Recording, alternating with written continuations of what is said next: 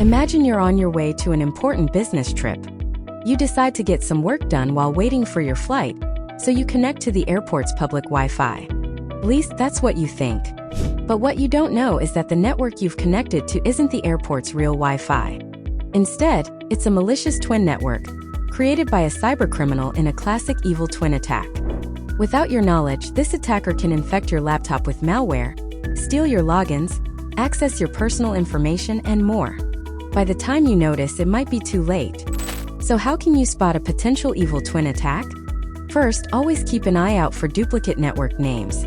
If you see multiple networks with similar names in a place where there should only be one, that's a red flag. Always be cautious of unsecured networks. Your device will warn you when you're about to connect to one.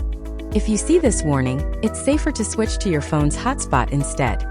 Be wary of suspicious captive portal pages that appear when accessing public Wi-Fi. Always check these pages thoroughly before entering any information. If you suspect you've fallen victim to an evil twin attack, immediately contact your IT department and change any impacted passwords.